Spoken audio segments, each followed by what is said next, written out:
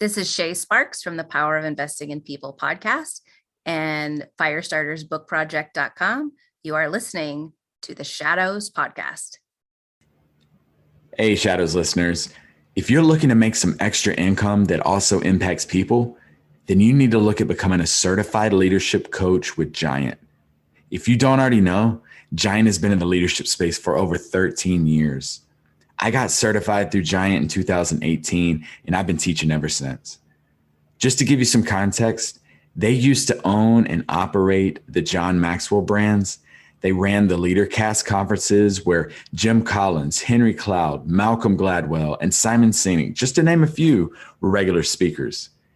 They have over 500 coaches worldwide, working in over 127 countries, and are being hired by companies like Google, Chick-fil-A, Pfizer, Delta, and more. And yes, you can do this too. I know this might sound intimidating, but Giant will literally give you everything you need to start your own coaching business from scratch. You get hands-on training from top-level coaches to learn the exact methodology and tools that six-figure coaches are using. You get an all-in-one online platform to run your entire coaching business, even if you want to work 100% remotely. And you'll get to join a thriving community of coaches from all around the world. To get started, Giant is hosting a coaching business workshop to help you learn the ins and outs of how to build a successful coaching business. This is both for experienced coaches, consultants, and those who are looking to start coaching and consulting with little to no experience. If you want to hear the really good news, this whole workshop, it's free, 100% free. And you can reserve your spot by going to giant.tv/shadows. Why not give it a shot? What's better than making a positive change in people's lives and making some extra money in the process? Giant launches a new hiring cohort every month. Now, they only have 20 coaching slots available each month. So it's first come, first serve. So go ahead and make sure you reserve your spot. If you're ready to make an impact and get paid doing it, go to giant.tv/shadows, giant.tv/shadows.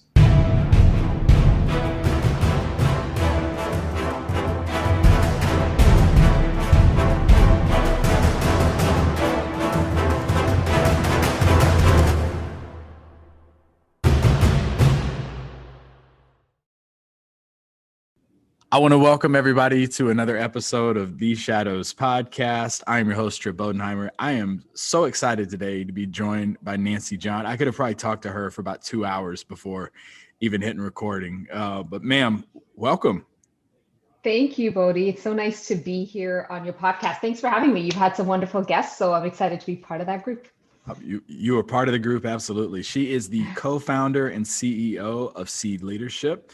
She is a leadership coach to introverted leaders, and she is going to be here for a remarkable episode. But before we get started, you're actually our second Canadian guest as well. Well, yeah. You need to increase your northern exposure. I know.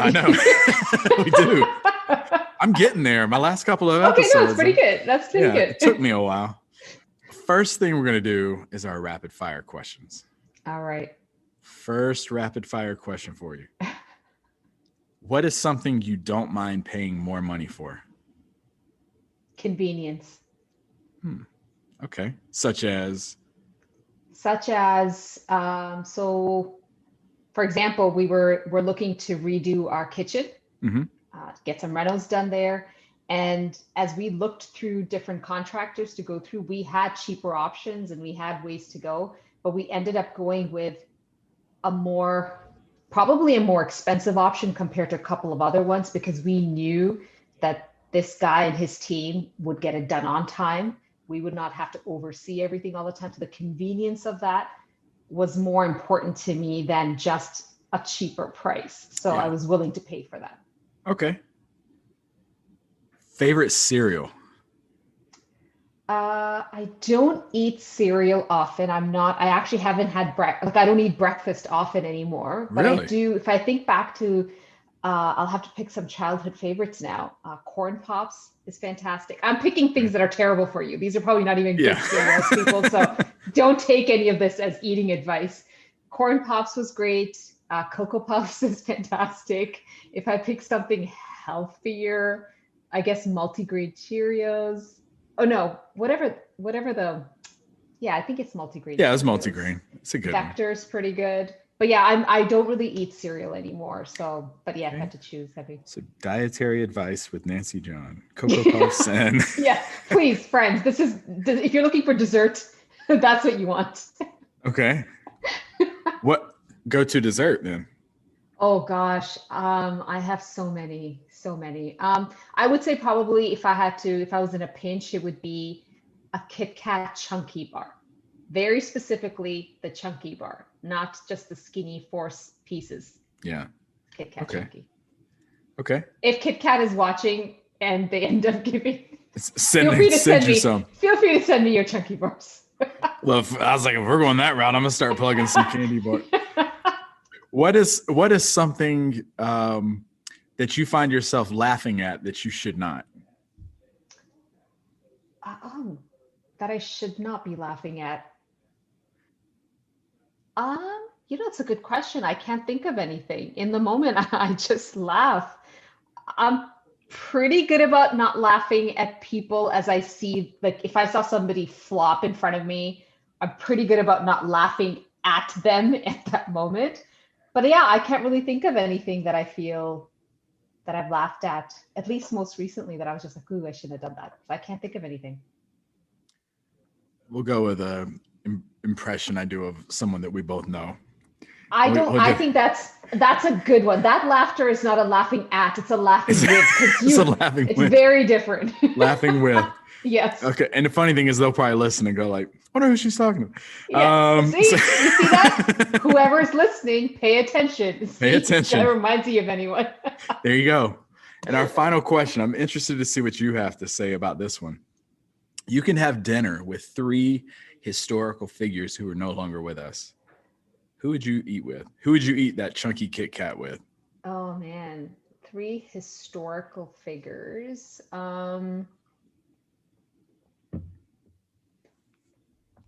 That's a great question. I have to say so in this question, because it's been asked in various ways before, I've never actually had anyone significant, like historical, stand out to me. Okay. But if I had to choose, I think some people that I admire are, I admire Mother Teresa. So she would be somebody that pops up for me. She shows up to a lot of these dinners. Yeah. I feel that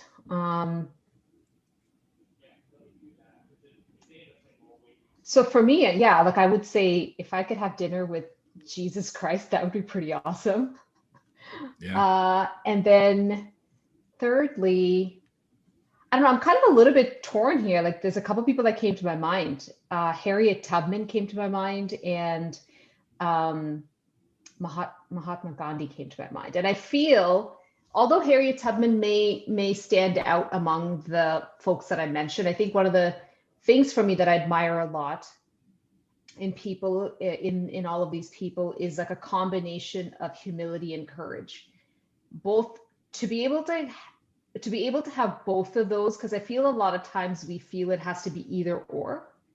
You got to either be humble or be courageous. And I feel that's not true. So to be able to find examples of people who can kind of embody all of that. And so I kind of said Harriet Tubman may stand out because as I read about her, so it's not like I know a lot about her, but as I read about her, maybe actually I would say she fits into that as well. Because I definitely see courage in her story. And I know a lot of people may not use the word humble, but I think her beginnings are very humble. She makes a lot out of what we would all say she doesn't have, right? So I think there is a humility in the ability to rise from what you don't have and still take a chance, like do things. So yeah, the combination of humility and courage, I really admire that. And so I find that for me, that's really exemplified as I think about all of them. Okay. 3 good answers. Funny thing is, we were talking about Canadian, Brian Bashan was our first Canadian. During his episode, he actually talks about meeting Mother Teresa and interactions he had with her. Episode 37. Oh, The that's time of this recording, it awesome. actually came out today. But yeah, he talks Huh. about it in his episode, which is really, That's a good one to really check cool. out then. Yeah. That and two of the popes. Yes, I remember him. Yes. Yep. So, all right, well, you survived our rapid fire round. So good Thank job. you. That wasn't, I was I tell sweating. people, that My wasn't gosh, I too was hard. sweating a little bit. When people say rapid fire, I'm like, crap, what kind of questions are going to be asked here? I always tell people if I'm like, you know, what are your 37 favorite words from the dictionary? Then you know that it was a pain booking this person. And that's usually my way of getting back at them. When I asked you your favorite cereal, I like you. So yeah, you did good. And that's another thing for future guests. If you Okay, if you the questions you get asked, if you find yourself they're super painful, you know you really ticked me how off Bodhi feels about during you. our pre-screening. Yep, exactly. All right. So now let's get into your story. So, you know, that elevator ride, you're going from one Right. floor to the next with someone. They look over, Nancy, John, you have time to explain who you are and what you've been through. How would you do so? Wow. Okay. So one thing about me, the idea, I think Oleg, Bodhi knows who Oleg is. I'm just guessing several of your guests might, your audience might as well. Oleg and I have talked about this before, this idea of 30-second ride. And we're like, both of us have said, have you ever just been like, I don't know, what do you want me to say for 30 seconds? Right? So bear with me, friends, because I might be longer than a 30-second, but I will do my best to. I give you like, I'll give you 90. Have you given me 90? Okay. So yeah, like who am I? You know, just story about me in a nutshell. You know, so Bodhi already said I'm Canadian. So yes, I'm a Canadian. I live here. Like I live with my husband. I have my family close by. So I'm married. I'm a sister. I'm a daughter. I'm a friend. I'm a business owner. These are all things that define aspects of my life. And they're all parts of who I am. I don't know if any one of them is all of me. And I think that's something has been an important lesson for me to recognize, is that how we are all some compartments of all of these things. And sometimes these things are great in these compartments and sometimes it's not so great, but yeah, they all make up who I am. I have had just to kind of, I started my business it's been almost 2 years at this point. It's been an amazing journey. It's also been a big lesson learned for me as well. Anybody who has started anything on their own can probably relate to that. A coach that I work with, she says it very well, where she talks about, the idea of the journey of entrepreneurship is not just a business story. It's actually it's a personal development as well. And that's precisely what my experience has been. And I wouldn't exchange it for anything. So that's been pretty great. I've had the experience of living in other parts of the world.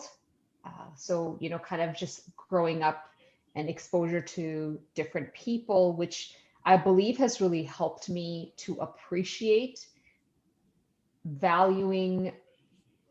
When I say other people, I just mean like people who are not looking like you, who may not have the same belief systems as I do. And so it's been a big blessing for me that I had that at a very young age. So I enjoy it. I value that. And so Canada is pretty diverse, especially the place that I'm in. Canada is pretty diverse in that way, which I love. I actually really Where are you appreciate located? that. I'm in a city, it's a pretty major city, but it's just outside of Toronto. So for those who don't know Ontario very well, which is the province that I'm in, I'm going to say Toronto just to make it simple.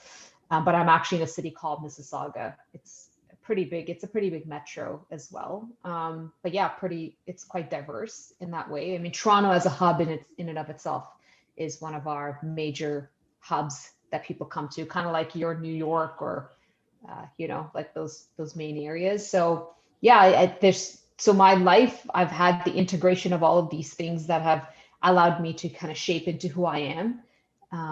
And so I've kind of had, if I think about myself, Canada is my home, but I've had the benefit of calling a lot of other places home along the way, which has been a great experience for me.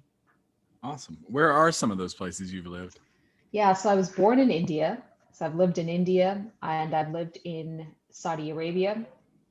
My dad, just with work, we lived there as well. And then we came to Canada. But in the journey between these three countries, I have been to, oh my gosh, I think by the time I came to Canada, I had been to 9 different schools, including boarding school. So yeah, like in that time frame, I've actually experienced a lot of moving around. And again, the benefit was having experienced international schools, even within those countries. So I actually, when I was 10 years old, started to go to, when we were in one of the schools that I went to when I was in Saudi Arabia, was actually run by the American embassy, just based on where we lived. So if anybody knows anything about living in Saudi Arabia, especially if you're a non-Saudi, which is what, if you're not born there, and if you're not of Arab or Saudi descent, you're not ever really going to become a citizen there. Yeah. So anyone who is a non-Saudi citizen, you kind of live in areas that are called compounds, which are usually based on the embassy of your country of your citizenship, or based on a company that your father or like one of your parents, is usually your father, is associated with. And so the company that my dad worked for, a majority of the people who lived in that compound, in that housing area, the kids went to an American school. So my first, when I was at a young age, I went to an American school in Saudi Arabia, which was like, it was like I said, like just a different experience, because I went to, it was like going to Little America, is what I would say, once you enter into that school. But again, that plus, other schools that I went to, like growing up, where I was born in India as well, the area was, the area that I lived in as a kid, it was also quite multi-faith. And then going to multinational, like international schools, a combination of all of that at a very young age, by the time that I was 10 years old, just made me appreciate differences and not, appreciate being around, not just being around, but like valuing people who are different than me. Like I actually am excited by it. I actually am excited by seeing diversity. Yeah. And I don't mean that in a let's fill a certain number of people or quota kind of thing. I don't mean it that way. I just mean that based on my experience, it's just been awesome to have had friends who were not all, like, we had different belief systems, or we didn't look the same. Like I had friends from everywhere at different stages in my life, which was amazing. So I'm so grateful to have had that experience, because I now realized how that's not a lot of people's experience. And once you get to a certain age, it becomes harder then to understand other people. Yes. Then you become a little bit more like that me and them stuff kicks in a little bit more. So I would encourage as many people as possible, if you want to expand your boundaries, I would really encourage people to try, if you're able to. I would say travel, right? I know that's not a possibility for everyone, but if you're able to, and I don't even mean that as like something like grandiose, but if you're able to travel, I would really encourage you. Or maybe that for you just means going to a different side of your own city. I was gonna say, just get out of your town. Get out of your town to do that. It's really valuable. And if you can do that with your kids at a young age, I think that's pretty awesome. I think that's one thing we were blessed with, was that my youngest daughter, when we left Arizona to go to Germany, she was 6. When we came back, she was 11, 12.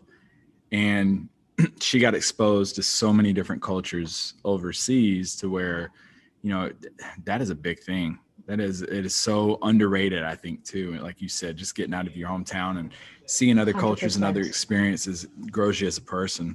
Yeah. Other than the diversity piece, what's something that you look back on as a child and all those different experiences you had? What's something that you feel like helped mold you into who you are today? So that's a very big one. I would say the fact that I had the opportunity to travel and go to different schools. I think that's definitely one thing that was big. As part of that, the fact that I had to move quite a bit and made me very adaptable at a very young age. So I have very little trouble. So even if I'm an introvert, I have very little trouble striking up conversations with people if I have to. And you can call that, you know, some of it I think is a just like comfort. Like I'm like, yeah, no problem, I can do that. And some of it is a survival instinct as well. It's like, well, it's something that I can do. I think the one example that pops up for me often is by the time we moved to Canada, I think I was 12 years old, almost 13. And we moved here. I think we got here on like a Friday or something like that and had to start school on the Monday, right? Like it was like pretty much you get here and you go. Yeah. My brother was quite young at that time. And so my sister had to take she was going into high school. So she took a bus to get there. My mom had to walk my brother to school because he was the youngest. So as soon as we got outside the condo that we were in, my mom's like, okay, she goes, you see those two girls over there? It looks like they're walking. Ask them if they're walking in the direction of your school and walk with them to your school. I'm going to take your brother to school.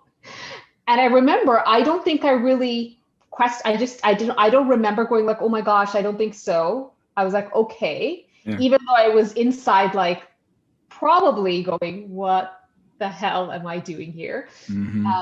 But I remember I just walked up to the girls and I just said, hey, are you going to whatever the name, such and such school?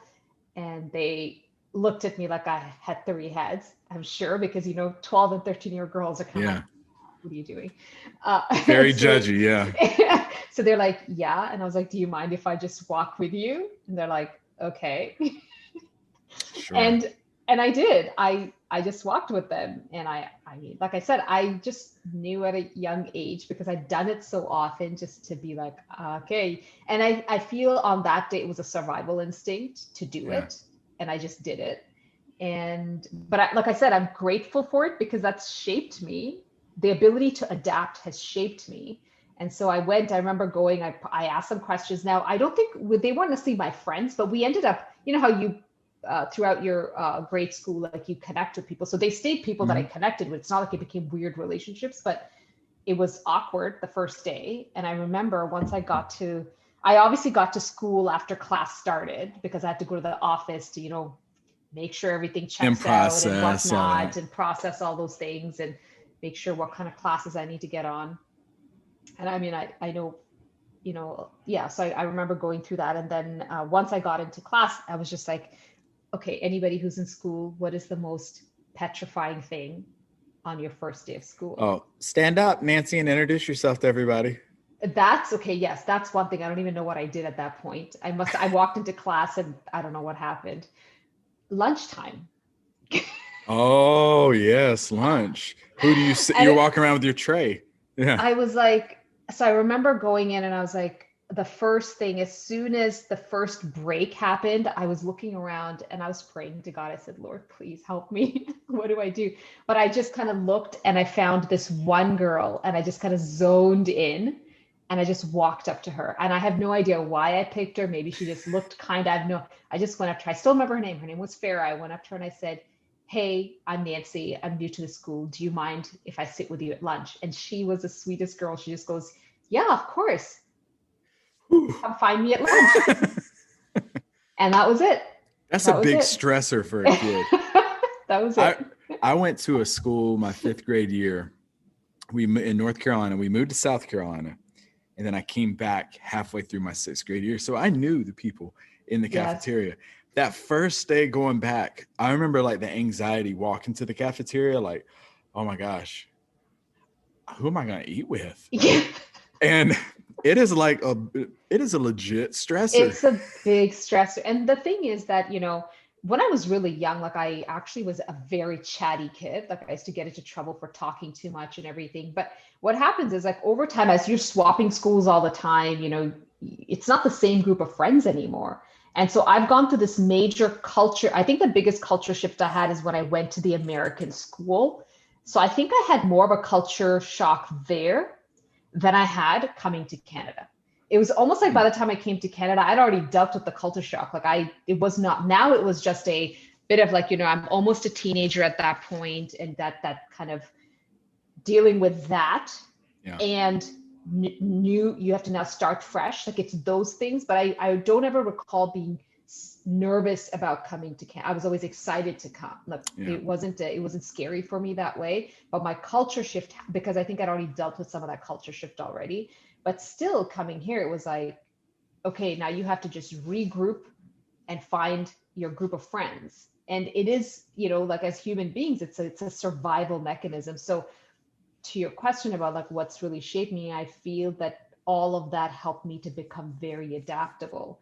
And I have to say, even to now, I'm actually quite adaptable depending on what people are around me. You really have to be a pain in the ass for me not to be able to. For me to be, I mean, I think, so now I have to say one thing. I think as I get older, I'm also becoming probably, a little bit more like, yeah, I don't really need to adapt either. I don't really want to. Like, that level of survivalism is not necessary. You've earned it at that point, though. I'm just like, at this point, I don't care as much. But I have to say, for the most part, I'm pretty good about like whoever is across from me. I'm pretty good about adapting. I don't feel that I have to push anything on anyone. The only time I find if it doesn't work is if I find that there's just some people, right? Like, I'm not going to say I have rapport with everybody. There's some people, there's sometimes just something that just doesn't connect, and that's all right. But for the most part, I'm really grateful that the experiences have helped me to become that way. Yeah. Yeah. That's good that you said that, because I've moved a lot too. I moved a lot, and especially at a younger age. Yeah. And I felt like I can talk to almost anyone. I feel like you can throw me in a situation, I'll figure it out. I'll find a way to do it. But I think that goes underrated with all the moving, especially as a young child. But I think it does create that adaptability with you. I think that's very 100%. One thing that we had to do a lot because we traveled quite a bit. A lot of our traveling included flights, because we were going different countries, continents at times. By the time my brother came around, actually, 1, 2, 3, even before my brother came around, I don't know if you recall, like some of the international flights, I believe it's 3 seats or 4 seats. So our family was 5 at one point, 4 to 5. But anytime we traveled, there was always one person who had to sit on some other stinky guy with some other stranger. It was almost always me. Oh.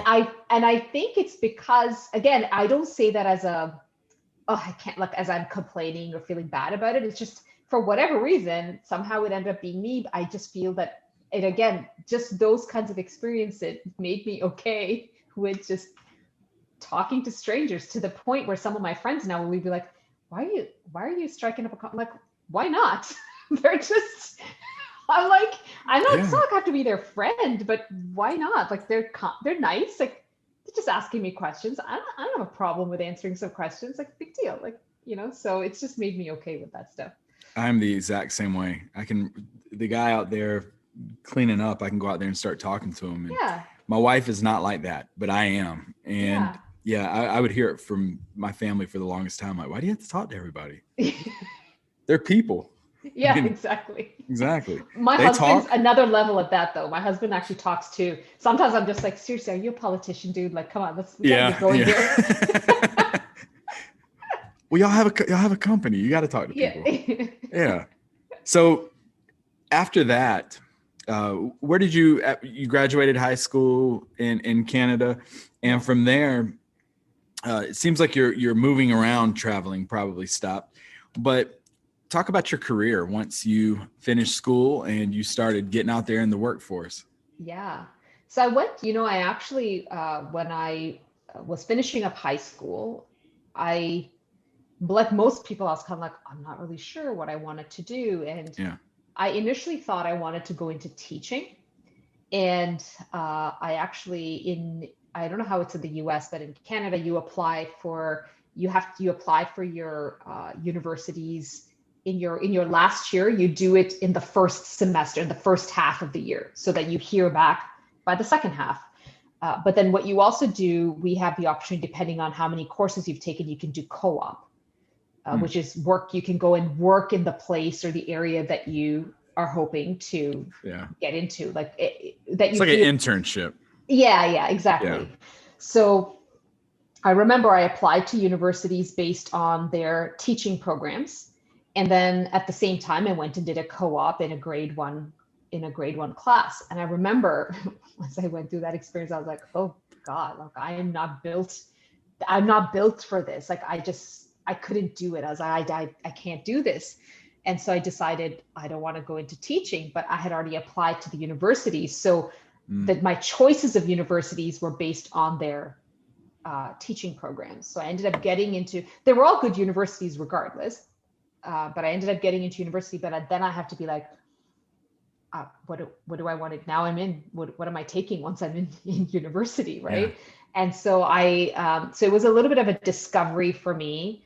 And I say this, and now in realization, I don't feel I'm that unique. I feel everybody has that experience. And to anyone who, and at that time, so when I went to university, it was a little bit of a faux pas to do like a gap year.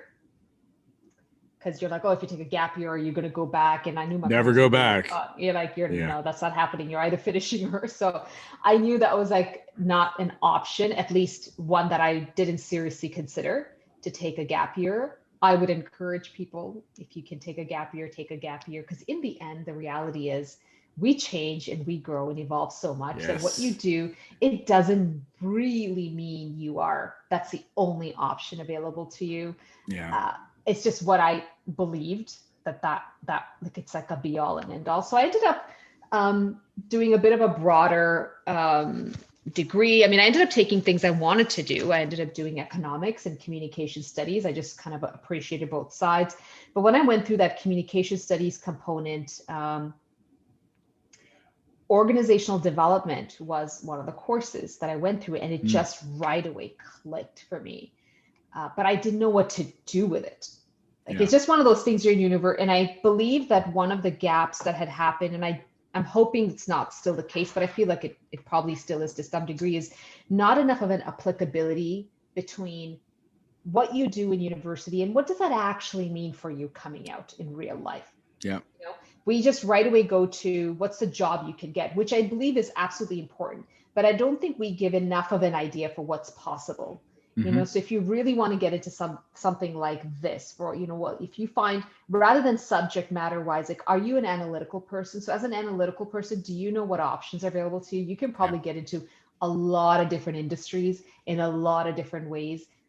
Because if you can satisfy the analytics part of you, it's not just in accounting, for example. Accounting is awesome, but what if you're like, but I'm not really into all the numbers, but I really like to analyze. I like to look at patterns. So just understanding those things, at least for me, wasn't really there. For us, it was a lot of times it was like get enough credits and go and finish university, right?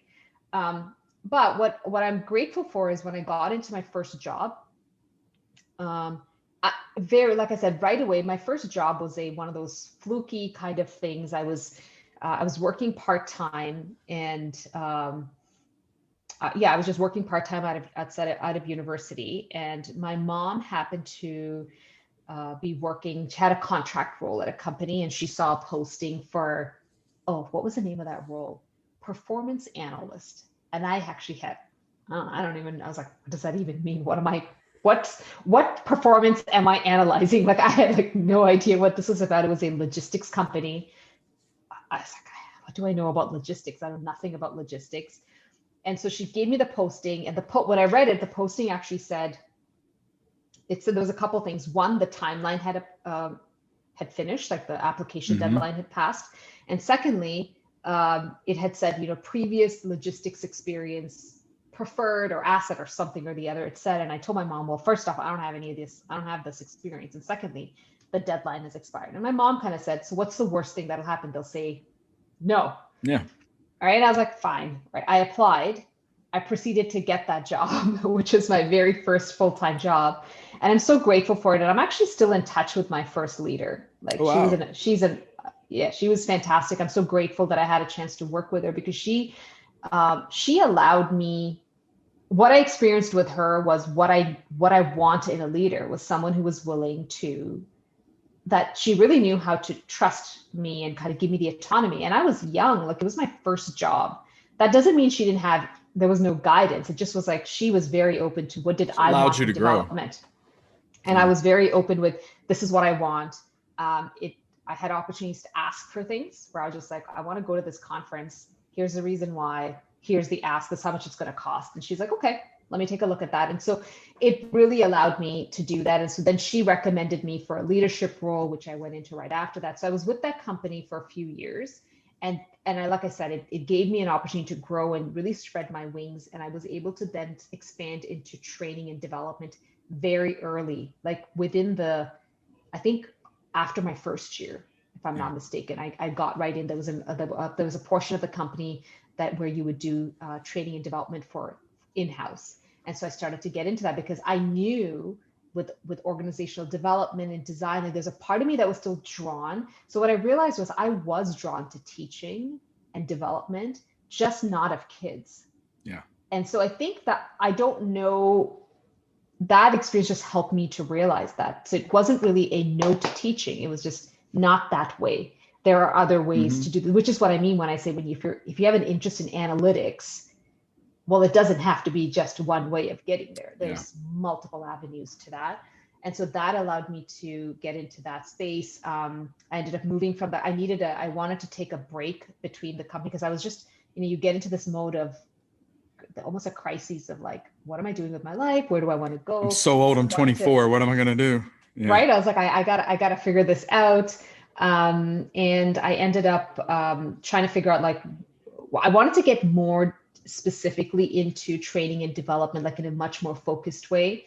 And at that company at that time, that opportunity, like I had another opportunity, but not the one I wanted.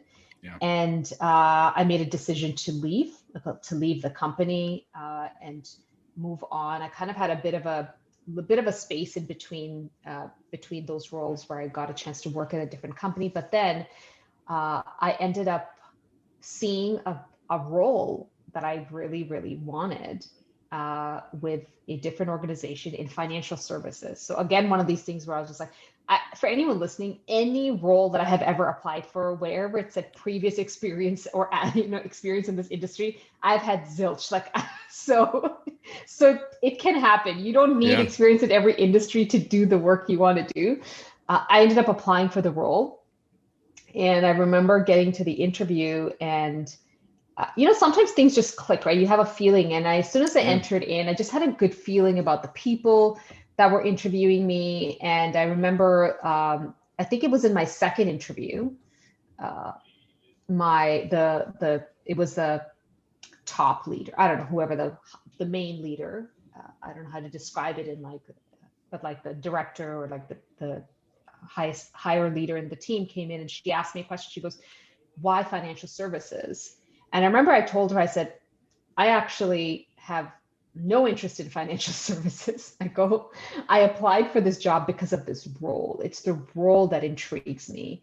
And here's why I think so. And what I have found is, just for me over the course of time, is any interview that I have gone into where I have felt that I have an equal footing going in, I have done well. Yeah. It's the ones where I've gone in where I'm just like, anytime we think that we are the underdog, or we are the one that I have to now show you something. Whereas, you know what? Yes, I have to show you something. 100%. You hold the cards in that way. You also have to show me something. Like, if I don't get a good feel, because I remember when I was going through this interview, I was actually I had another interview with another company, similar role, and I ended up declining that one after going through three interviews with them. It's the third one because I got a chance to meet the people. Yeah. And as I met the people, I was just like, and it wasn't, I don't want to say anything that the people were bad. I just got a feel for the culture. And I said, you know what? I feel what holds this culture together is that thought process of longevity. We've just been here a long time. And I was like, that's what I left. I go, I don't want I don't want to be that idea of like, the thing that is the best thing about this company is that people just stay here. Like, well, I don't know if that's like such a great thing. It'd be different. People stay here because they love XYZ, They or that want to stay there. they want to stay here, or that, the best thing about this company is the opportunities. Then the outcome of that is people stay here. But if the outcome is like, we just have longstanding employees, I'm like, oh, okay. I remember talking to them, it sounded like historical things. Yeah. And it just felt like this is a legacy. It's just more of a legacy thing. And I remember declining, and I remember the leader, and I was happy she called me and she said, I'm just curious, we went through quite a interviews. Why'd you decline? And I told her, here's the reason why. She goes, okay, great. I appreciate that. But we're going through this company. I just really appreciated the role. I just got a good feeling about the people who were interviewing me. But I remember getting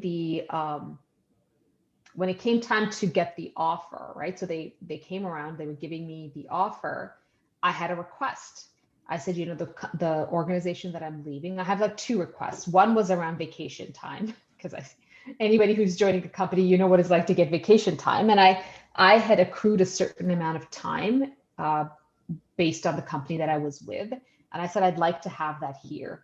I'd like to have that as a starting point here.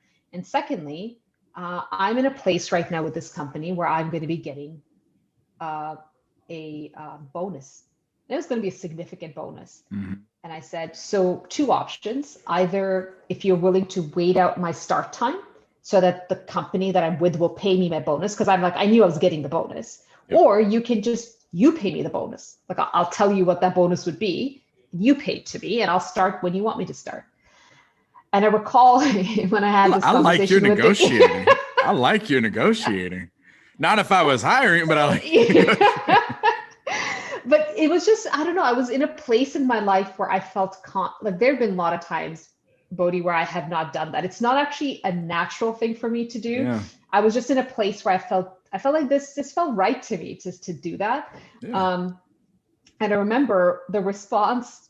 And of course, now I'm not dealing with the interviewers. Like, at some point you start dealing with the HR person or the recruiter. And so she was like, and the person I was dealing with regularly, she was on vacation. And so the other lady was like, unfortunately, she basically, long story short, said no. Everything that I said, I asked for, was like, we can't do that. Like, that's not our policy. And I was like, okay. And then on top of that, she said to me, she goes, because you would be starting, they had trimester bonuses. And she said, because you'd be starting in the middle of a trimester, you would not be eligible for the bonus that this department would get. So I remember sitting there and I was like so disappointed, because I had such a great feeling after all of the interviews. I was like, oh, this is like, I knew the team loved me. Like, I knew it was just such a great, like, everything was clicking. I was just like, so I remember sitting there and I was just feeling disappointed, but I really liked the company. And I was like, I feel like it's a great opportunity. And my husband asked me a really good question. He said, look, he goes, in the end, he goes, all of this, like the bonus that you're looking for, the vacation time you want, he goes, in the scheme of things, they're all going to be very small. Like, they're not like, you're not talking about millions of dollars here, right? This all going to work out to be small. He said, the question is, if you signed and said yes now, would you feel bitter about it? Like, is there a bitter taste in your mouth? And I said, yes. And that's what made me go, okay, but that's not good. I can't say yes to something knowing I'm going to be bitter about it, because then I got nobody to blame. It's my choice at that point. So I went back and I said, I remember I talked to him. I said, I'm going to have to say no. I'm declining the offer. And it was so difficult for me to do that, because I was like, but I was like, oh my gosh, like, I can't believe I'm such a great opportunity, such a great company. But I'm like, yeah, if I'm going to be bitter about it, I can't do that. And so I declined it. But what I did do was, probably a couple of days later, I sent a message directly to the leader of the team and said, hey, just wanted to say, I know it didn't work out, but just wanted to say thank you for the opportunity. And I just want to wish you all the best as you guys, find someone else for the role. And we ended it there. And she responded back and said, no, absolutely. It was great meeting you. That evening, I got a call from the recruiter that I was dealing with. And she said, Nancy, we'd like to come back to the table and have a conversation. And in the end, I got everything that I wanted. Wow. Yeah. And I was like so happy because I was like, I didn't feel I was asking for anything unreasonable. I really felt I was asking for a very reasonable thing. Yeah, your And worth. yeah, exactly. And it's worked out for me. And so I ended up being with that company for another 7 years or so. And that's the company that I left to start my business. And what I learned in that process of doing that is you have to always, it's not something you'll know right away. I know a lot of people say know what you're worth, and it might be something it takes you a little bit of time to figure out. But I have, it's worked for me. Sometimes it's worked out where I've asked for something and I get it. And sometimes it doesn't work out and you make a decision at that point. But just knowing what I wanted has helped me. And I believe that the business journey now has taught me that even more so, to be like, how do you start recognizing what you want and what you need? Yeah. And use that. And that's not to say that what you want and need is not important. Of course, like, if unless I'm an island to myself, but if we work in partnership, it does matter to me what's important to you. But it can't always be at the cost of not really looking at what I want and need either. Like, we have a give and take. That's what makes a relationship. And I'm really grateful for those experiences because I feel like that shaped me. It's by far one of the best companies I worked for. All the organizations I've worked for have been amazing. I have learned so much that where I am today is based on the organizations, the people, the opportunities that I was able to get through those have all shaped me to be here. So yes, I could have, sometimes I'm like, oh, I could have started this business a long time ago. Why don't you start sooner? And sure, maybe that's something I could have done too, but I'm very, very grateful for every organization I worked with. I've worked with really good people. I'm grateful for that. I was telling someone not too long ago, I said, I don't care if you're mopping floors, waiting tables, or signing checks you need to have some takeaway from every job, whether it's your first job, all the way up until where you need to have some sort of, you can't ever look at it and say, well, that was wasted. No, then you missed the mark on it. Like 100%. All right. So the next thing that I want to talk to you about is you actually dabbled in podcasting for a little bit. So talk to us about how that got started and about your podcast. Yes. So I did I'm not completely losing track of time. So it was in 2020. We are now in 2022. Yes. I started in 2020. And so my podcast is called The Relational Introvert. And so I kind of like, there's two parts to this podcast story. One is just the topic, why I picked the topic. And that was because, I don't know, like I was thinking about something that would resonate for me, that I could talk about, that relates to me, but I also thought would be relevant to people. It would be something educational. When I say educational, I don't mean like school book kind. I just mean like educational in terms of it would just be a little bit of an eye opener for people to hear even the concept of a relational introvert. And so I kind of had that idea. And I remember a lot of people that I said it to, depending on who I was speaking with, if I spoke to someone who would consider themselves more of an introvert, they got it. They were like, oh yeah, like that sounds so interesting. I get it. And when I talked to someone who was perhaps a bit more extroverted, they were more curious in a different way. They're like, oh my gosh, relational introvert. Like that's interesting because like the two don't seem like they would fit. Which is exactly what I was trying to get at, is the fact that, the idea of someone being relational and being introverted is not like a complete, like two opposite worlds. So that's kind of what got me, that's where I came up with that topic to speak to. And then it connected, obviously, it kind of connected into my business as well. But the whole idea of starting a podcast came from someone had shared, I don't know if you've had the situation where things in your life just kind of start to line up, in the sense like they're unrelated events. Yep. And somehow they start to line up. Now it could be that we draw the conclusion and line them up, or it could be that they truly are lined up. But either way, the end feeling is that there's like an alignment between what's happening. And so last year sometime, I remember this one gentleman talking about, he shared this concept of the idea of run the experiment. So he was saying, sometimes, we can spend a lot of time tinkering, trying to get something just right before deciding what we want to do. And he was like, well, you just have to run the experiment. Like that's how you know really whether something is going to work or not. And so that really stuck with me, that idea of run the experiment. And so that was kind of lingering around in my mind. And then I had I had this other connection that I made through LinkedIn. Like I've made some really good connections over LinkedIn. And so this guy kind of reconnected because like sometimes you follow each other's content. And so we happened to be following each other's content and just decided, hey, why don't we connect for a chat? And we chatted, and his whole work is around, I'm going to kind of make sure I understand, to kind of speak correctly what his work is, but it's more in the space of marketing, but like he does a lot of work around talent management, whether it's social media talent like YouTube and things like that. And so we were just chatting, and he said, he goes, the reason I resonate with what you post on LinkedIn is because your energy is a counterbalance to my energy. Because he's like, I'm like super like, when I talk, I'm like this, and yours is a calm energy. And he goes, and that draws me in. So it was interesting because he's an opposite of me, but he was like, that draws me in. And he goes, I think that's really cool. And he's like, have you ever considered doing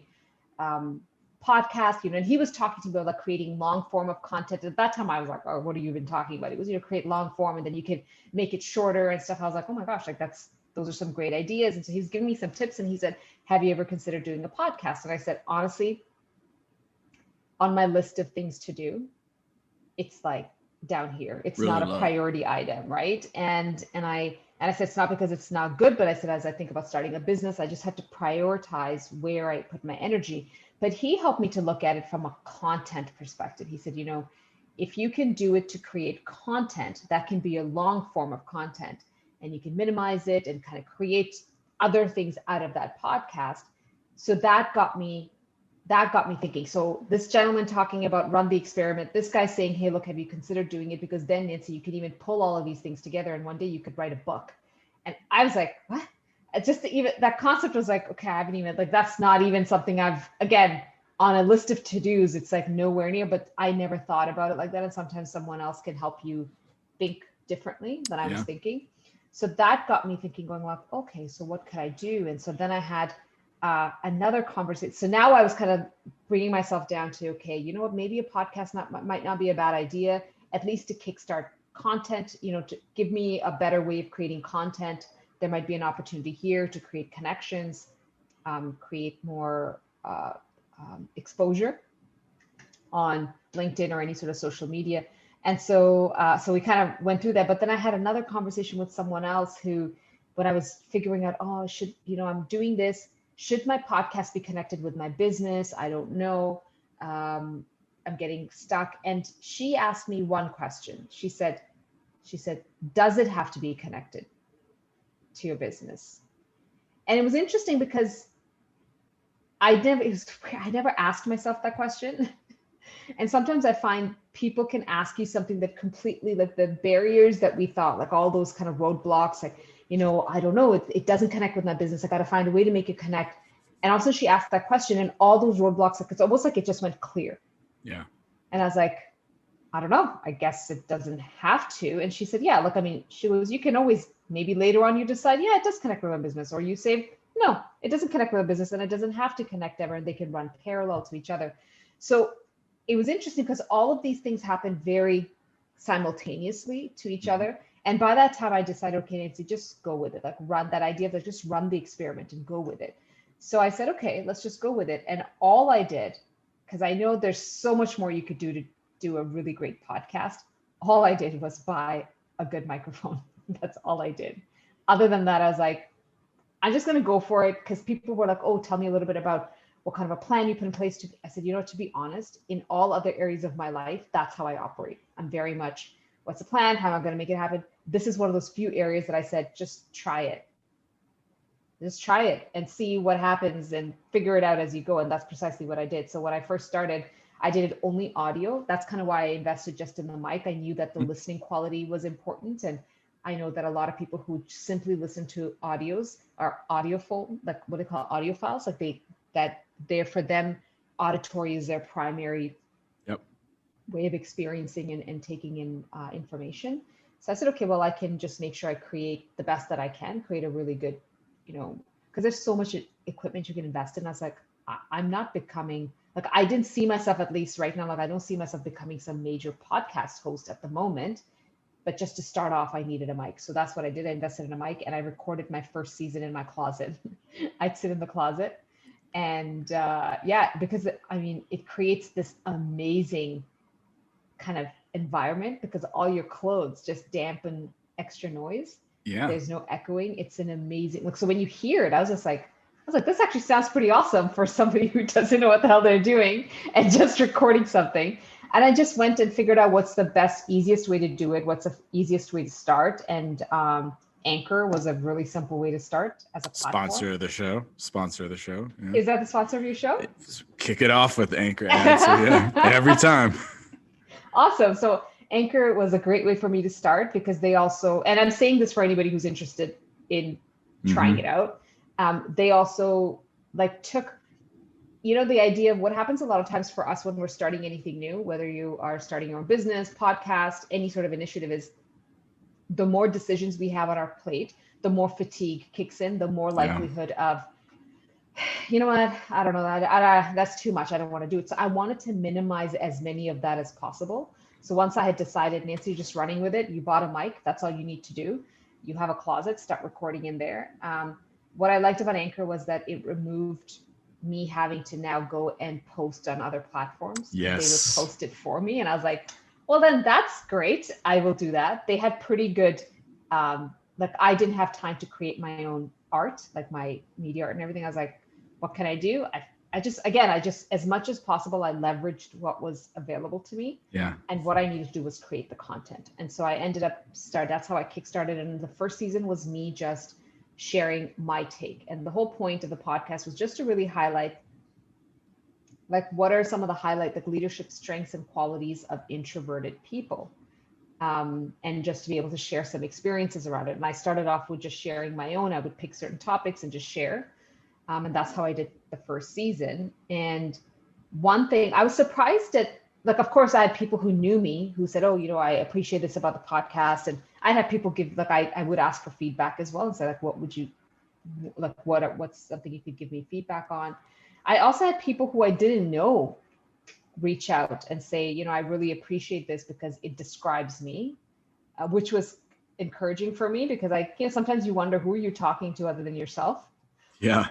So that every that episode here. You're like, is somebody listening? I hope so. So I got feedback in that way. What I realized was working very well for me was the people who were listening to my podcast appreciated the snippets. My first season any episode was not more than 10 minutes. Because like I said, I knew me, I'm not going to be talking just me by myself for 20 minutes. If I was doing that, I need to have someone I'm speaking with.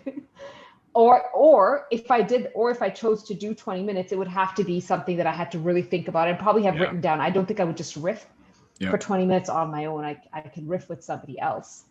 But that actually worked out well because a lot of people were like, I like the fact that it's less, 10 minutes or less, because what I also realized is if you ever pay attention to any of your stats, you can see at what point in your podcast people are dropping off. And so I would actually see, any of my episodes that went a certain length, people were actually dropping off early anyways. Or people choose to listen, right? So I just started to kind of think about how can I make this possible? So then I did another season. I opted to do it in seasons rather than, I know some folks who do it just back to back, week to week. I just knew myself that I don't work well that way. I need to have a pocket. It's almost like project oriented. I have to have a pocket of time I'm going to be doing it for. I can take a break in between, reassess, come back, reassess. That's just how I just work better that way. So I did a season and then I took a few weeks off and then I did season 2. And in the second season, I had guests come on. So I went and was able to find folks who would consider themselves more introverted. So I found them from different industries. I had them come and speak. And it was actually really great. Because then it's not just my thoughts. It was like other people sharing their stories. And I was really happy about that. And one of the ladies on there who came on, she has her own podcast. So she also gave me some feedback on podcasts because I said, you know what, when I bring a guest on, how can I have a conversation with a guest for just 10 minutes? Yeah. That's hard. Would be very weird. I'm like, I don't even know how to do that. What's your name? All right. See you later. That's it. All right. That's it. Okay. So nice to meet you. So she said, you know what, one thing she said what she does is she would split. So if she recorded, you know, an hour, by the time you edit, let's say you have 45 minutes to a half hour, you just split and do 2 episodes, 15 minutes, 15 minutes. And so that's what I started to do, because I just knew that the folks who were listening weren't going to listen to a full, at least for me right now, they weren't doing that. So I said, okay, how can I do that? So that was important for me to find a way to maintain that. I was able to do that. It was a great way to meet people. Like, people were coming and connecting with me, asking, can I be on the show?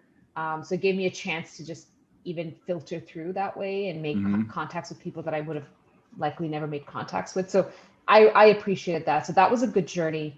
I didn't do a season 3 because as my business, like, I started to take a few steps with my business to grow, I had to make a decision to be like, I can't right now manage doing both. Yeah. Kind of doing all the lead generation, the contacts, all of that, and do the podcast. It just, my business wasn't in a steady enough, it's still in a growth phase. So it was a priority decision for me. I do see myself coming back to doing Relational Introvert, because even that name, Relational Introvert, there's something in there that does tap into people. Like the people who can connect with it, there's something about it that taps in very quickly. Like, there's a story it tells without me having to say anything else. So I will come back to it. I just have to kind of it's taken a second seat to doing some work that I had to do with my business. So, but yeah, I'd encourage people, anybody who's interested in trying it, it's really just a matter, I would say, some things you just have to try. You don't need a lot of stuff in place to make it work. If you want to make it a professional thing, then of course it's a matter of you have to reiterate and keep improving. But to start, you don't need the 100% improvement point. You just need, I said, a mic and something to talk about. But that's what you need to start. That's it. And then I think that's then what I improve did. it. Yeah. I just had a mic and somebody to talk to me. Yeah, that's it. Yep. That's all you got to do. What would you say is the biggest misconception about introverts? Oh my gosh, I got 3. Okay. There's 3 that I shared that I find are top. I'm sure there's others, if there's other introverts who could probably share a few more, but I find the 3 that really encapsulate everything. The first one is that that introverts are shy. That if you're an introvert, you're inherently shy. And I think that has something to do with just the way we define. Like, if you look on definitions for introverts, it does use the word shyness. And so I think what's happened over time is this kind of combination of the two. And so that's definitely a misconception. I actually there's this book, it's actually a pretty popular book. It's by Susan Cain. It's called Quiet. She's basically wrote, it's probably one of the most well-known currently books that's about introversion. And I really like the way she actually does a definition. She distinguishes between shyness and introversion. And I like the way she says that, because she talks about shyness being something like there's like an inherent painfulness about being shy, whereas introversion is not. And the fact that you can have a more extroverted person who's shy, and that those two can be a possibility as well. So you don't have to be, it's not something inherent to introverts. So that's one misconception, I think. And I think that ties into the idea that the second one, which is that introverts aren't they're not people, that kind of gets lumped into that. So I think for me that connects to the fact that we've confused social with relational. And that's why for me with my podcast, I was like, it's a relational introvert. So the idea of, we have these family friends, good friends of ours, brothers. One is much more of an extrovert and one is much more of an introvert. Both, my husband and I were talking about this recently too. Both invest in relationships in a significant way in their lives. They both do it very differently. But they both, if you had to say it about either one of them, you would say they're both relational people. So it's this idea that, introverts tend to, like they tend to go deep in a small group, where it's someone who's more extroverted might love the idea of going more broad with a bigger group. And you have it's just different ways of doing it, right? So I think that's also a misconception that leads to people shirking away from the possibility that they could be introverted. Yeah. And I've just heard it enough times with the contacts I'm making with people to be like, I don't think this is something I've made up. I'm seeing it enough in my experience, in the responses I get from people, that tells me, okay, there's something here. And, that's why you'll have a lot of introverts. I say a lot of introverts go undercover because it's just, it's just something like almost like a survival mechanism, I guess, in a way. Now, do I believe that introverts have it all? No. That's just like saying, an extrovert has it all. Like it's not an either or thing. All of us have something that we are really, like, we bring to the table that's great. And we also bring our baggage. And that's kind of why I have to say, that's one of the reasons I love the name of your podcast, the idea of a shadow. It just really hit me a month ago when I don't know what I was thinking about, like the idea of overcoming something. And, we always talk about whenever we come across an insecurity or anything that, we feel like is our baggage, that we've been carrying around. We have this process of like, I want to get over this. I want to get past this. I want to get past it. And I've just come to an acceptance that I was like, one day I was just sitting there thinking about some of my insecurities. And I was just like, you know what, Nancy, I don't think you're getting over it. It's not going anywhere. People want to forget it. Yeah. Like it was just, I kind of was sitting there going like, you know what? I think it's like your shadow. And that's what hit me. It's like your shadow. And so some days our shadows cast long and they seem very far from us. And some days our shadows seem like it's almost on top of me because it's like right there, but it's always there. It's never gone. And so I just realized that, that's kind of one of those things as I think about whatever baggage. And for some people, they think that being an introvert is a baggage, which that's part of the misconception I'm trying to help people understand. Like that's not a healthy way of looking at it. But just recognizing, so as I think about just things, when I said, oh, I like the name of your podcast, for me, that realization of the shadow being a part, like it's a part of who I am. It's not who I am. It's a part of who I am. And once I can accept it and know that, hey, bud, like you're right here. Okay, here you go. I can hear you. You're loud and clear. I can hear you right now. But I can have a different conversation with it and recognize that that's not who I am. But but if I try not to mask it and cover it up and try and kill it, it's a better way to live life. And so the idea of us, we all have something that we feel, hey, look, this is something awesome about me. In its extreme, it can also be something that's not the best thing about me. And so how do I bring that? How do I bring that to the table with its best self? Recognize also when it's not at its best, that I do need to stretch. And I think that's where the stretching. So when I talk about being undercover, we all do it. We all kind of do that undercover thing, but there is a healthy dose to stretching and saying, okay, I need to make an adjustment here.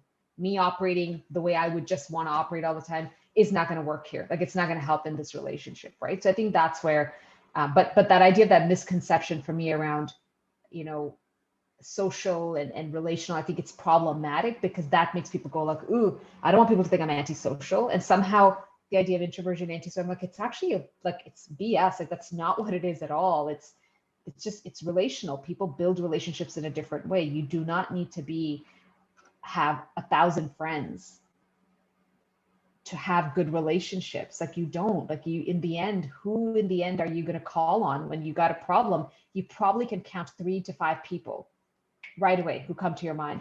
That's your, that's the relationship. Now you can have broader ones around that.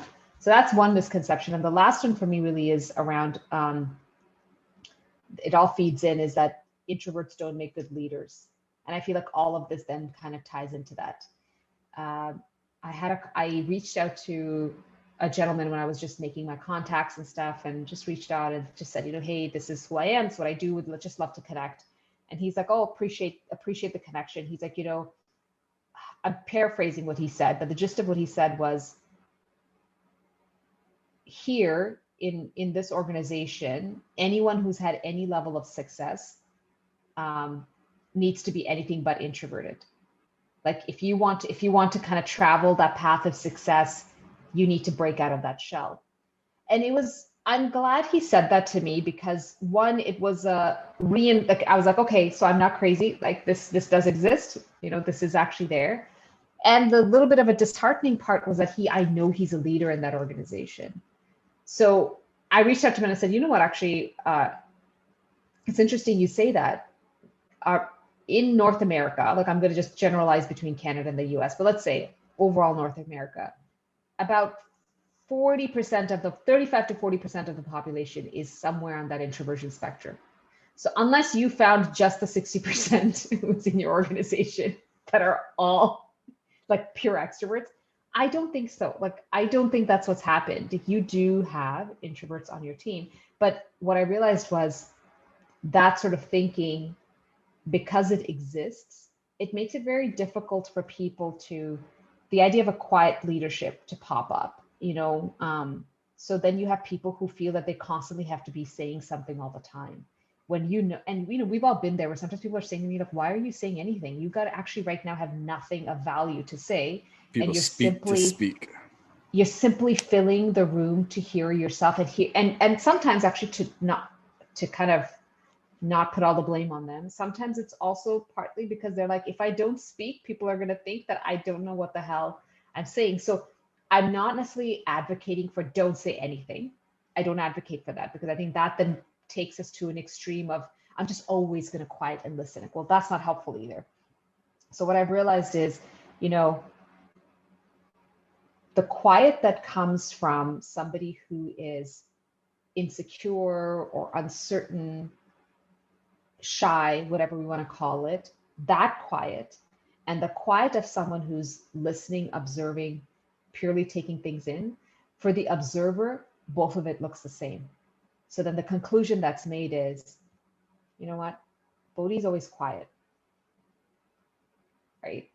So what is the story that I create out of the quiet? Like that then changes, right? So it's just understanding. So for me, for the introverted leaders who find the frustration around, like, I feel like only the loudest people get heard, I'm like, yeah, I totally get that. Just from the observer's point of view, if you never say anything, they have no way of knowing that there is a differentiation between someone who's observing. So it is all about balance. So the point here isn't about everybody become quiet or everybody, because now what's happened is everybody feels they got to talk. And I remember once I had to have this conversation with a leader who said that to me. I remember she was my leader at that time, and she said, oh, Nancy, I think you didn't say anything in that meeting, and so said more. So it's going to see, like, her idea is going to be taken. But I remember going like, but we both came to that meeting. I know nothing about the topic. What the hell? Like, I don't know what we're talking about. So it'd be different if you'd given me something to think about ahead of time. Then sure, I can come. And I think that's where, if you are a leader of those who are more introverted, that's where the idea of giving people something to think about early on, not doing all of your brainstorming live, like giving people, because some people brainstorm better on their own and then bring their ideas to the table. So there's just this, like, a balance of how we can do these things. It's not an all or nothing, but I find like those misconceptions around, shyness, not being people, and not being good leaders, like those are the three main ones that I've just found resonating everywhere. I've noticed it teaching here too, where we have when I taught at Airman Leadership School and teaching in this course here, students have to evaluate each other at the end and give each other feedback. And even at Airman Leadership School, they have to actually rank each other, like 1 through 14, as to how they were on certain things.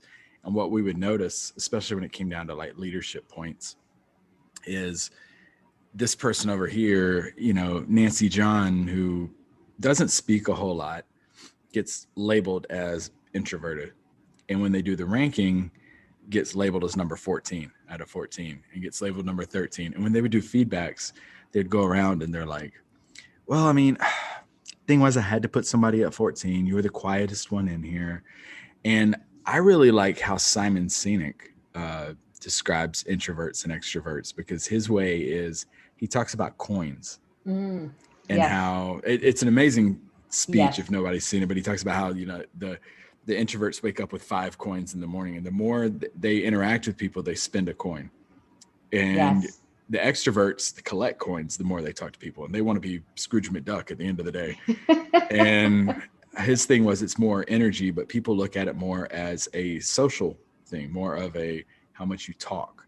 Yes. You're shy, you're quiet. And Yes. just thought that was really interesting. So I like to get people's different perspectives, especially that was 3 very good misconceptions you talked about, shyness being one of them. Yes. So now you kind of hinted at it, because you were talking about what kind of helped put the podcast on the back burner a little bit, but talk to us about Seed Leadership. Yes. So Seed Leadership is my own business. It's actually something both my husband and I started together, but I'm the one who's kind of taking a lead on it at this point. We just had to make a decision on anybody who started up a business, you need someone to kickstart it. How did that work when it came down to that? Were you just like, look, it's mine? Is that how that worked? Well, no, not really. It was quite mutual. We're quite cooperative in how we do things. So it was quite mutual. We just had to make a decision. And for me, with my work, the company that I was in previously, there was just some changes happening that made the timing make sense for me to be the one who took the leap to start it up. So it was an idea. So the idea of starting up something that was focused on building future leaders, like that's the heart of the work, if I had to put it really simply. It was something that my husband and I had spoken about many, many years ago, but it was an idea and we never quite did anything with it. Like we both had a desire for it, a passion for it. And it was interesting. People were oddly, I don't even know how to say, like people actually would come to us for coaching even before we started anything. Like it's just something that people did. And so I think over the years that reinforced for us that there was something here for us as a couple, even because we would have people approach both of us at times. So then that kind of kickstarted the idea. And so eventually a couple of years ago, I was just at this place. I said, you know what, either we're going to do something now, or let's just kind of say that this is just a nice little dream and let's put it aside. And so we made a decision to start. So like most businesses, it just started with like an idea of, focusing on helping build future leaders. And so then from there, as I was working with people, I started to hone it a bit more to say, well, who are the people that I want to be working with? And so as doing that podcast helped me to realize that there is a space to work with leaders who would see themselves more as introverts, to be able to speak to them. And so that's how I've kind of honed my focus in a little bit more to work with. So the idea is helping like leaders who are already good leaders. So this is not about like, oh, because you're introverted, you need some more extra help to become. That's not what I mean. It's like leaders who would consider themselves, they're high performing leaders, they're established leaders who are looking to kind of take it up a notch. Like, I want to elevate, I want to take it up a notch, but they want to be able to do that without just simply look, oh, how do I become more, without being like, oh, I got to become more outgoing to be able to do that. And so my work is like, how do we help you do that? And one of the biggest areas we focus in on is around communication. And I find it's this idea that people are drawn to is like, I want to be able to be more persuasive in my communication.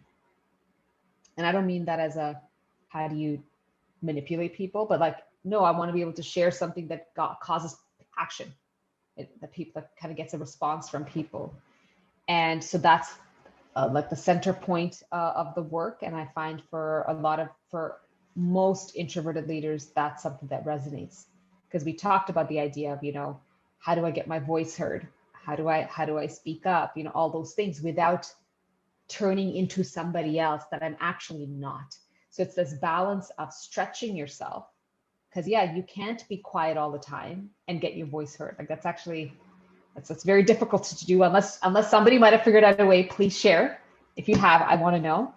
But how do you leverage that silence? Because have you ever been with somebody who who doesn't say a whole heck of a lot, but when they do, you're all ears.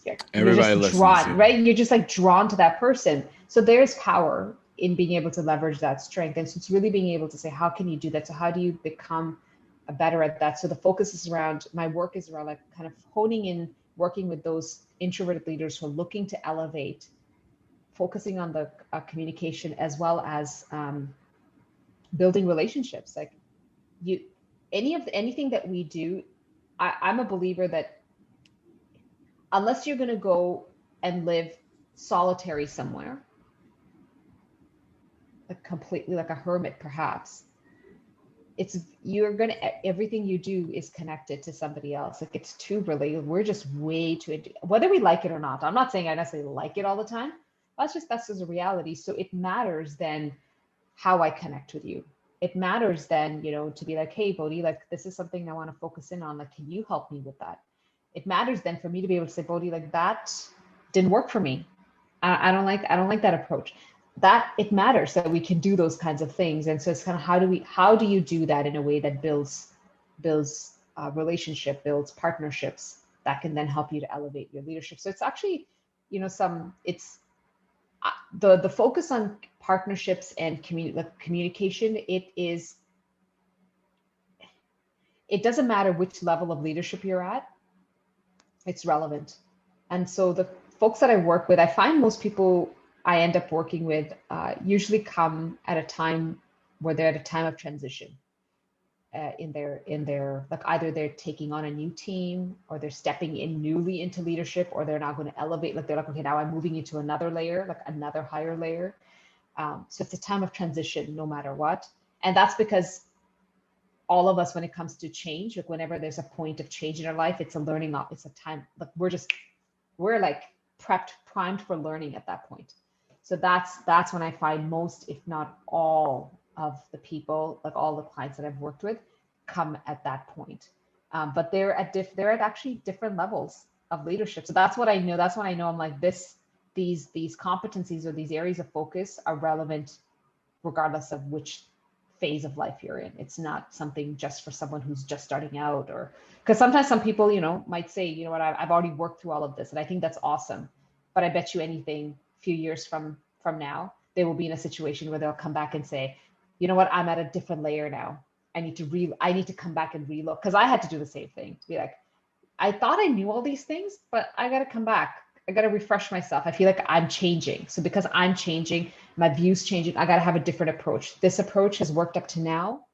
It's not going to carry me forward anymore. I got to shift, or I may just have to reassess. So we all do that. And I think that's how I know that it's a little, that area is relevant, because based on when I speak to people about it, they're just like, yeah, that makes sense to me. Like, that's what I'm focusing in on. And interestingly enough, even though I focus more on introverts, I do work with extroverts. It's not, so my business isn't that, oh, okay, I'm sorry, because you're an extrovert, I don't work with you. That's not how it is. It's just if I had to say, who have I honed in on, because being an introvert myself, I've honed in there, but I have definitely had extroverted clients, or even prospective clients, who reach out and say, you know what, I don't honestly consider myself to be an introvert, but what you are working on, that's relevant to me. And in the end, to me, that's what's important. It's like, okay, what are we trying to work towards? That's more important than whether you're more introverted or extroverted. That the whole concept of the focus on introversion, like kind of focusing on folks who are more introverted, it's simply a starting point.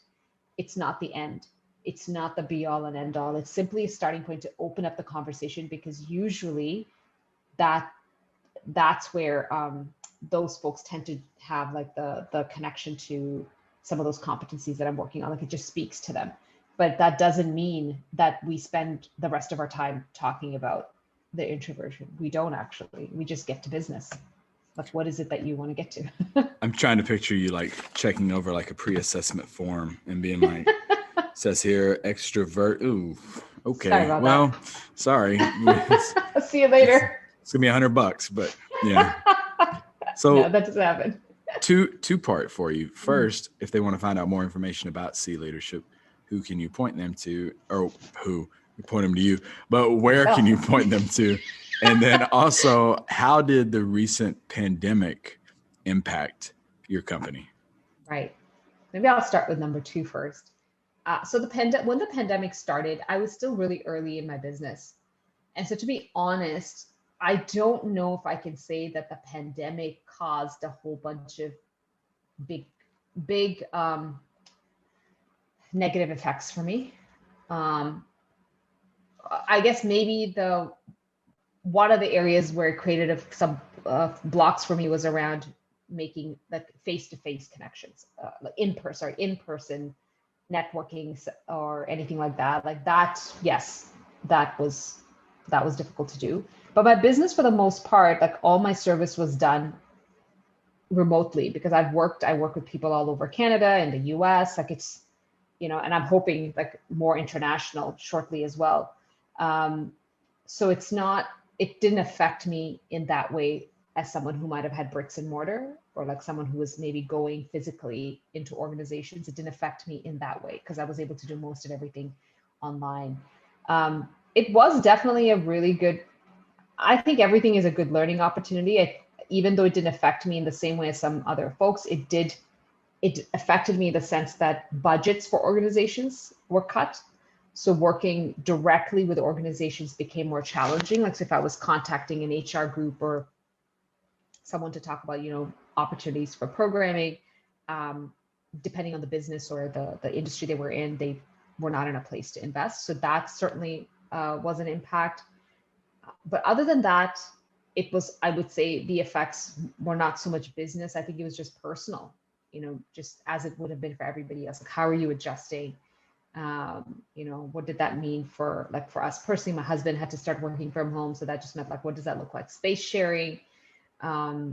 We don't have kids, so we didn't have to worry. I know tons of people who had to then figure out how do I also space share with my children? So I can only imagine how, like for example, my sister, my brother-in-law, like that was reality for them. So it was more on a personal side, and just getting very grateful for things. Like it opened me up to those kinds of things, I would say, learning, which probably is not unique from a lot of people. I'm sure a lot of people who went through that. But business wise, I can't say that, just because I'm too early. I was too early in the business when the pandemic first started to say that, because of that, these things happen. I just couldn't draw that correlation for myself. I found out I connected with so many people to where, and I even had the podcast because of it, to where, not saying by no means am I sitting here saying, well, I'm glad the pandemic happened. Yes. Not saying that, but I'm saying I'm thankful for the opportunities that arose from it. Yes. And if there is any sort of silver lining. Couple of last questions for you. Finally, what do you want your legacy to be?